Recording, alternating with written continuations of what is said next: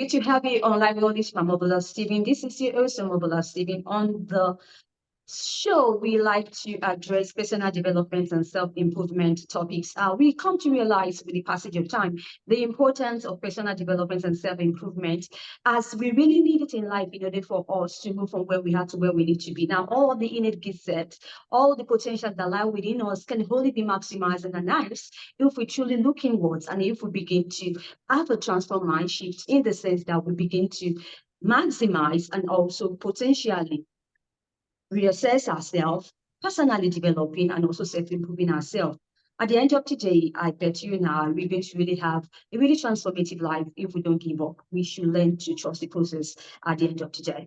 On Library by Omobola Stephen, we focus on disruptive mindset conversations that is going to transform you from where you are to where you need to be. Today, I have Lollies, who is an esteemed certified facilitator in family constellations and systemic coaching. Welcome to the show, Lollies.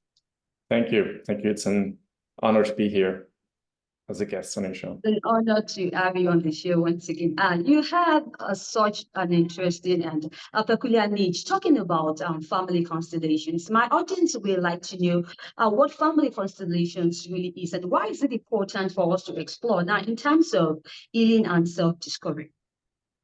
Yeah, absolutely. And let me just give you some context of how family constellations was developed in recent time. Bert Hellinger is a German man that is accredited in Western psychology for developing it in Western psychology.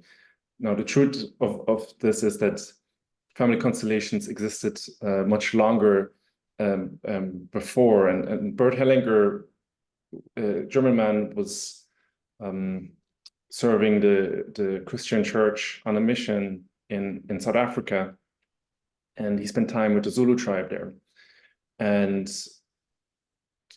he was on a mission trying to convert them of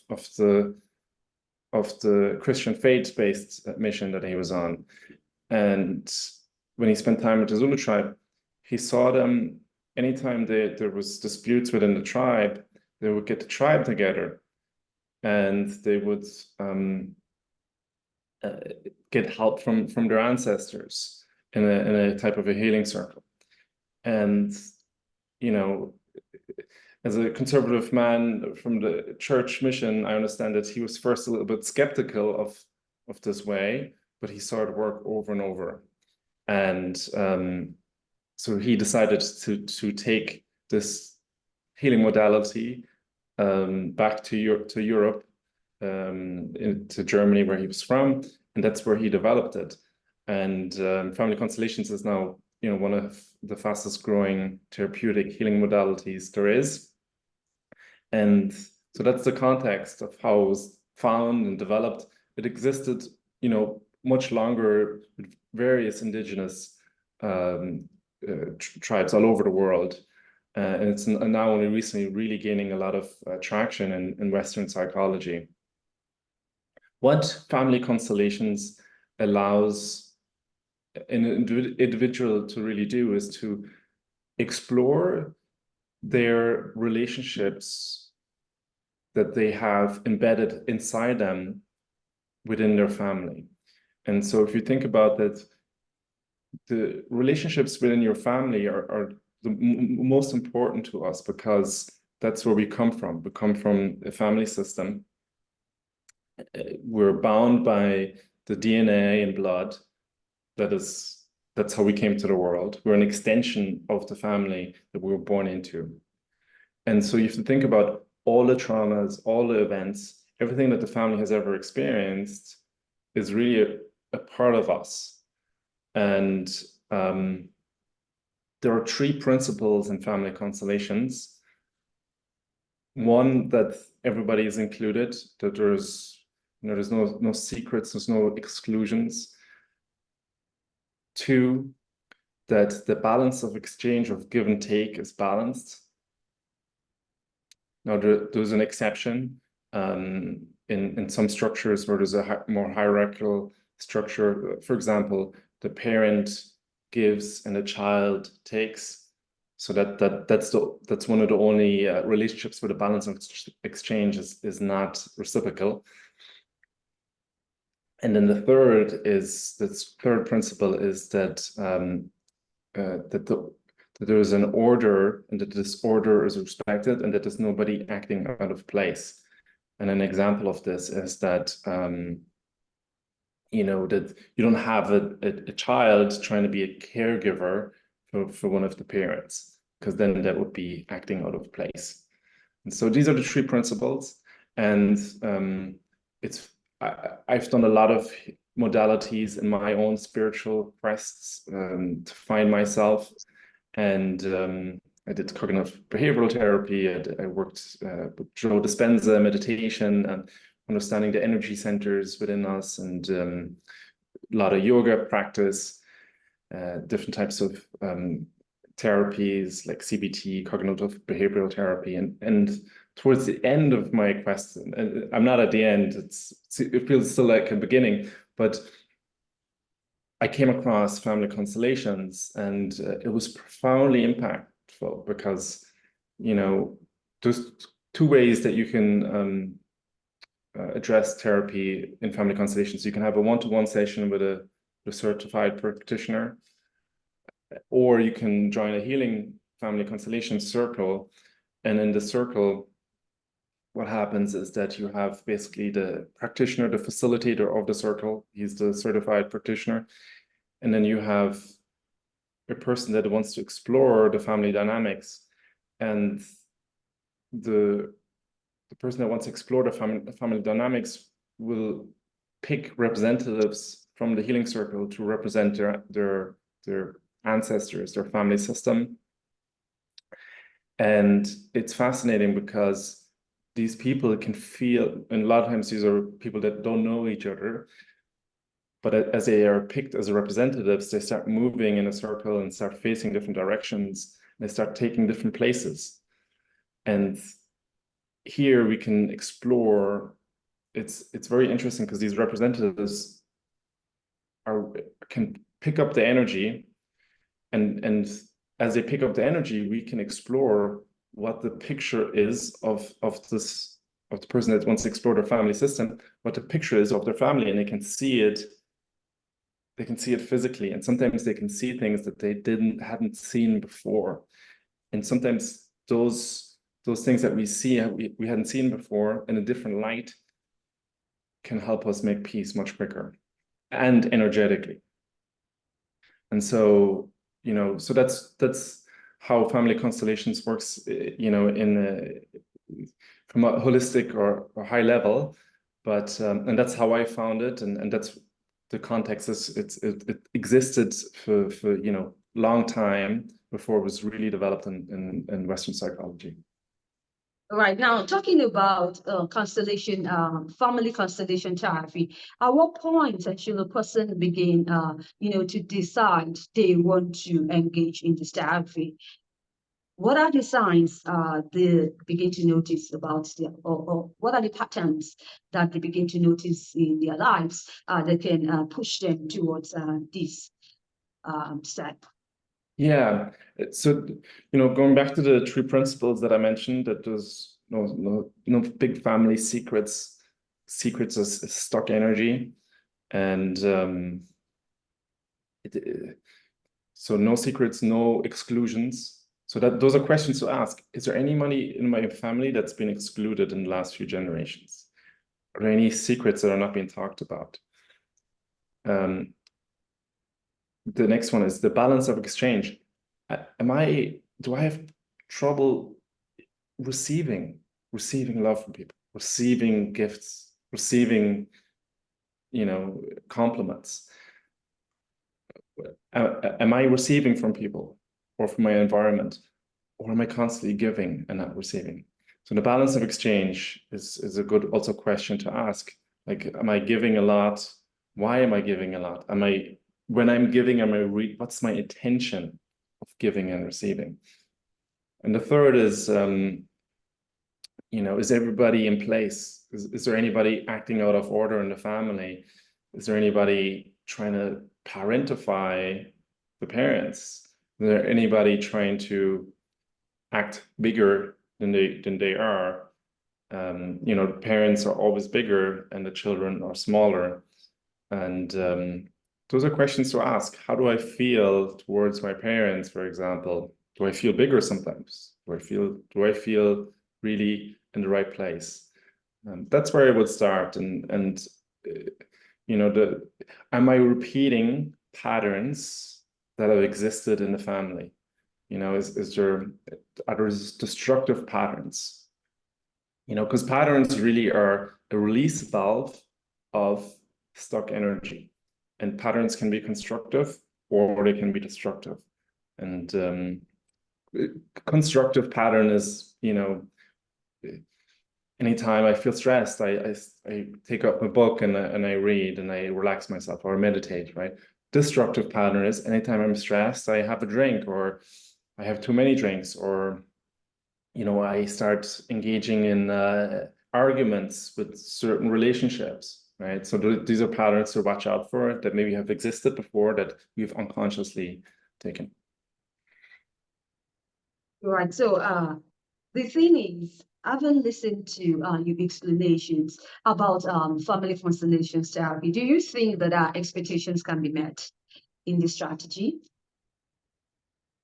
The expectations in terms of Yes, in terms of engaging in family constellation therapy, when the need arises, can our expectations be met at the end of the day? You know that in your explanation, I realized that there's a lot of questions that we begin to ask, right? And I also agree to the fact that if we don't ask questions, we can get answers.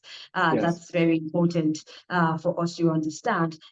Sometimes curiosity kills the cat, but nevertheless, when it's necessary for us to begin to have a shift in our lives, the need for us to begin to ask questions, the right questions that's going to propel us from where we are to where we need to be, is absolutely important. Now, talking about engaging family constellation therapy, do you think that our expectations as regarding this can be met?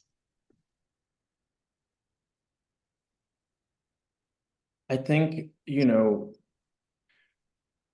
expectations I think it's maybe personally expectations in getting to know what I really want to know about myself and yeah. about things that are happening in my life and in my family.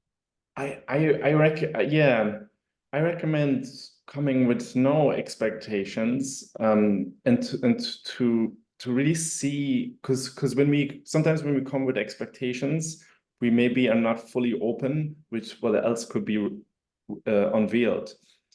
So my experience is that often people come with it's normal. People come with expectations a lot of times, and sometimes they find out something completely out of that they just were not aware of, you know. And that's the great thing about family constellations.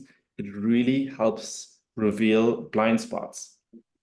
You know, the reality is that, you know, often we grow up, you know, the world is full of contradictions. And, you know, anytime there's contradictions, there's an opportunity for blind spots to be created. And the expectation, yeah, if you come without expectations, I think we can be more open to really seeing what gets unveiled. That would be my recommendation. But in terms of like family constellations, you know, or any group kind of healing circle, and I watched a podcast really recently with Thomas Hubel. You know, was a psychologist, and he also mentioned that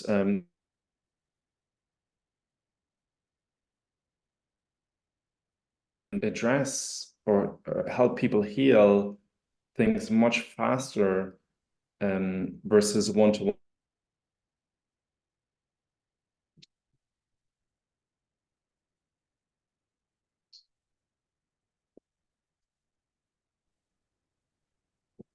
Can you go ahead?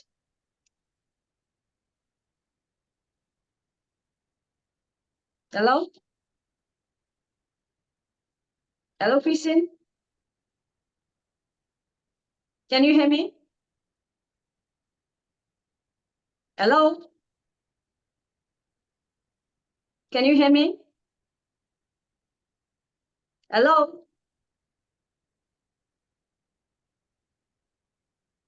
Chrissy? Hello, sorry, we just got disconnected, huh? All right.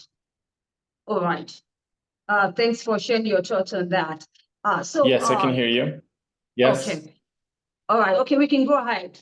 In terms of childhood trauma, which is peculiar to man, and how can a person know if they truly have trauma? I would like you to share your own, a bit of your own personal experience to bring up this point.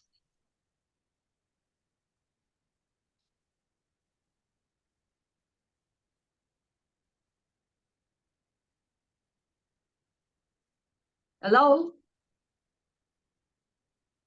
Yeah, could you repeat that question? Sorry, we got interrupted there for a moment.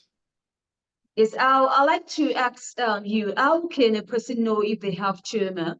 I'd like you to share your own personal experience to bring up this point.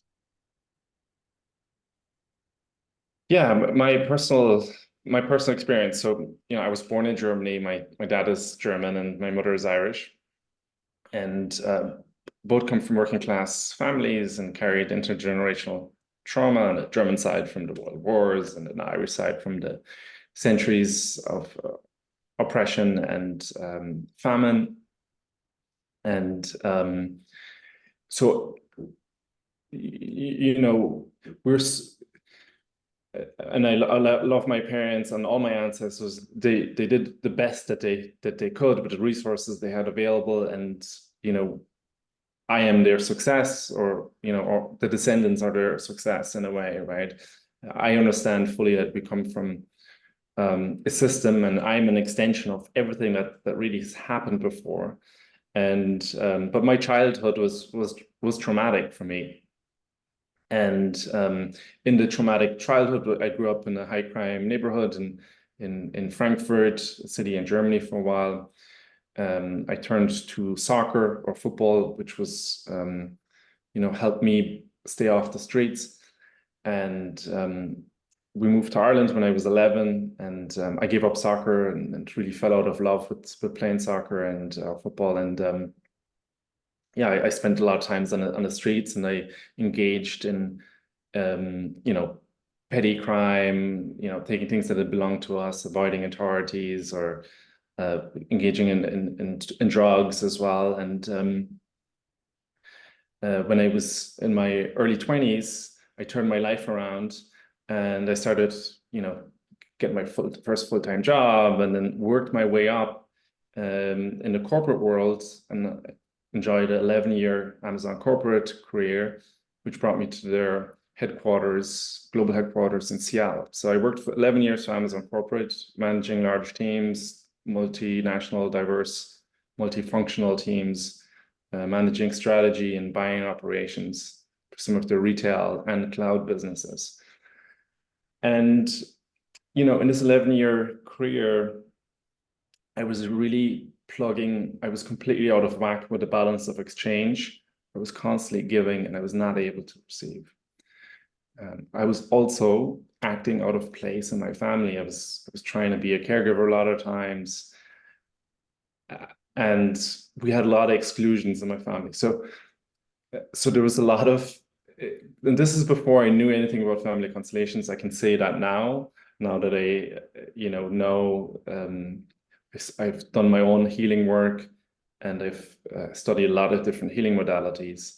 But towards the end of my career at Amazon, I was completely burnt out. I suffered a concussion, and in a way, it woke me up. All my anxieties were multiplied by a 10x factor. All the traumatic events that I had experienced, I had suppressed over time, were coming to the surface. And so I was having a very difficult time. And I just dove into really trying to understand myself. And I understood that I was dissociated or disconnected from my inner child. And I was also disconnected from my heart. And so I started studying a lot of psychology, and beginning a spiritual quest of finding myself, and I did a lot of different modalities, healing modalities like cognitive behavioral therapy, meditation, yoga. Spent a lot of time in nature, and towards the end of my quest, I mean, it feels like the beginning, I found family constellations. And once I heard there was a speaker, her name is Michelle Bleckner, who's now my teacher and mentor. I've heard her speak at a Tony Robbins event in front of 500 people, and she did family constellations on the stage. And I saw it have a profound impact on people, and it completely resonated with me. It was like, you know, everything I'd been searching for was now here in family constellations. So I dove into family constellations. I got certified as a family constellation practitioner. I was able to heal a lot of my own intergenerational trauma that I was carrying. And it resonated with me so much. It really opened my heart, and I recognized this was my calling. Right. No, so is there anything like false hope in trauma recovery or trauma therapy? Say that again, sorry. Do you think there's anything like false hope in trauma therapy? Did you say falsehood? False hope. Do you think there's anything like false hope in terms of trauma therapy? Yes. Do I think there's something like false hope in Yes, for people who engage in trauma therapy, do you think there's anything like false hope in this situation? So, you know, everybody has a different experience and different obstacles to overcome in their own quest of overcoming trauma. I truly believe that, you know, people can heal. I truly believe that, and you know, I don't know. I don't know if there's such a thing as false hope. I think there's wishful thinking sometimes, and wishful thinking, maybe it's related to that, but it's that we go to one session and then we don't have to deal with it anymore and we're healed. It's not the case. It's a lot of work, and so for some people they can get healed in one session, but sometimes for some people it takes many years. It takes a lot of work. It's a commitment. It's a dedication in some cases. Right. Thanks so much, Christian Lollies, for your thoughts on talking about family constellations. Very important topic for us to explore, especially in this time where everything seems to be confusing by the end as the day unfolds. Do you have any projects you'd like to share with the audience? Yeah, absolutely. So I'm a family constellations practitioner. I do one-to-one sessions and group sessions. I also do online group sessions. In addition to that, I'm also a systemic constellations practitioner, and I help organizations or businesses create excellent group dynamics, cohesive teams that are highly productive. And so, yeah, so I offer those services, and people can find me on systemiclens.com. Right. Any parting word you'd like to share with my audience? Yeah, I mean, so a couple of things I learned. One is that energy, and this is this is physics, this is the law. Energy cannot be created or destroyed; it can only be transformed. And so, when we have stuck energy within us, or we have negative energy, the question is, okay, how do we transform that energy? It's through the heart. So once we connect to the heart, we can transform the negative energy into something positive and constructive. Families that are disjointed or disorientated are one heart away from opening to creating order again. So one person to open their heart in a family can reorder the family again. So the heart, the way through the heart is the way to go from my experience. Right, thanks for sharing that inspirational line with the audience and Christian. I really want to wish you best of luck in all the projects that you embark upon. Thanks for joining me on the show. I wish you all of the best. from Lollies by Omobola Stephen show. Thank you so much, Omobola. Thank you. Sure. Now, if you'd like to catch up with any missed episodes of the show, you can go on any course formation platforms or any podcast distribution platforms online, and you have a great time as you listen to expert professionals and thought leaders share their disruptive mindset conversations and insights on topics and subjects on the personal development and self-improvement. I need you always to stay safe as stay. Talk to you soon. Bye for now.